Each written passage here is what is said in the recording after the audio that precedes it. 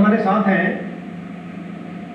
विकास बालियान जी और सुनील मलिक जी। बालियान साहब गन्ना विकास अधिकारी हैं चीनी मिल बरसाना मुजफ्फरनगर में, और आप जो हैं क्षेत्रों में ज़्यादातर भी किसान हितों के लिए बहुत सहयोग करते रहते हैं। किसी भी फसल की कैसी बीमारी हो उसमें आप जो है किसानों को बहुत बड़े सुझाव देते हैं। तो बालियान साहब आप बताएं कि फिलहाल जो अभी बरसात हुई है उससे किसानों को क्या क्या लाभ पहुंचा है।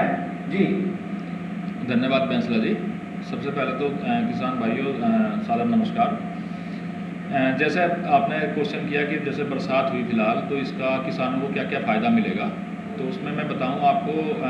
जैसे अब गर्मी का मौसम था तो बरसात होने से सिंचाई का तो जो किसी समस्या थी वो तो दूर हो ही गई कि बरसात का पानी जो है फसलों तक सही तरीके से पहुंच गया।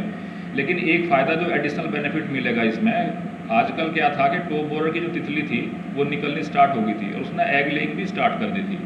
तो ऐसी स्थिति में जब तेज़ बारिश हुई, हवा के साथ, हल्की हवा के साथ जो बारिश हुई, तो उसमें जितनी भी तितली थी जो अब तक बाहर निकली हुई थी वो सारी की सारी मर गई। उसमें साथ साथ जो उसने एग लेइंग कर दी थी, अंडे जो दे थे पत्ती की निचली सतह पर, वो भी पानी की वजह से खराब हो गए। तो टॉप बोरर का जो कंट्रोल है वो भी इस बारिश की वजह से वो काफ़ी हद तक कंट्रोल होगा।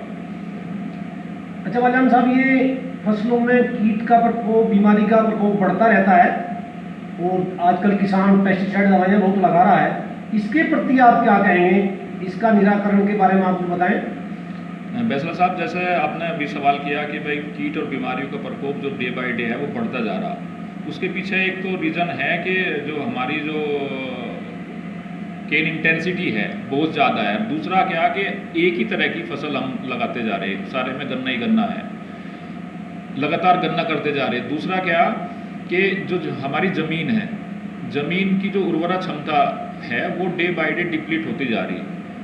किसान भाई क्या कर रहा आजकल के भाई DAP यूज़ कर लिया या यूरिया इस्तेमाल कर लिया, यही दो चीज़ें लगातार इस्तेमाल करते हुए गन्ने की बुआई और या गन्ने की जो पैदावार है वो लेता जा रहा। तो इसकी वजह से हो क्या रहा कि ज़मीन में ऑर्गेनिक मैटर कंटेंट, जो जीवाश्म पदार्थ है, उसका डे बाय डे डिप्लीशन हो रहा। साथ ही साथ जो माइक्रोन्यूट्रेंट हैं उसको हम एडिशनली कहीं से सप्लाई नहीं कर रहे। तीसरा, पोटास एक महत्वपूर्ण कंपोनेंट है जो पौधा अपटेक करता है, पौधा लेता है, पोषक तत्व है जिसको पौधा लेता है, लेकिन वो भी हम नहीं दे रहे अलग से।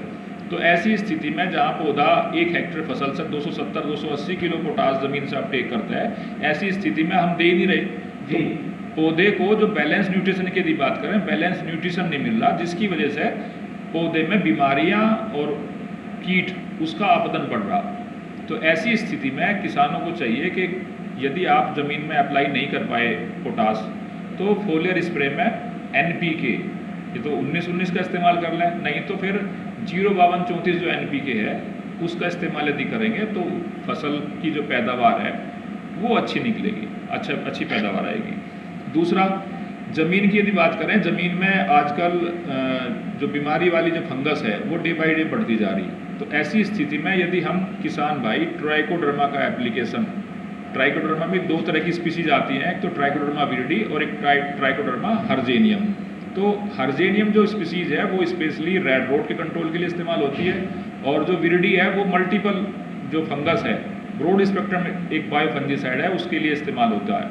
तो हम यदि ट्राइकोडर्मा का एप्लीकेशन अपने खेत में पानी के साथ या कंपोस्ट में मिक्स करके यदि खेतों में अप्लाई करेंगे तो ज़मीन में जो हानिकारक फंगस है उसका कंट्रोल बहुत हद तक होगा। तो जो ज़मीन से पनपने वाली बीमारियां हैं वो काफ़ी हद तक कंट्रोल होगी और हमारी जो ज़मीन है वो स्वस्थ होगी। जी सुनील मलिक जी, आप कुछ कहना चाहेंगे? नहीं, मैं तो ये कहना चाहूँगा कि किसान भाई अपनी फसल का ध्यान रखें जी, और समय समय पर उर्वरक वगैरह, दवाई वगैरह कम से कम लगाएं, कीट के अनुसार ही लगाएं, परामर्श के अनुसार।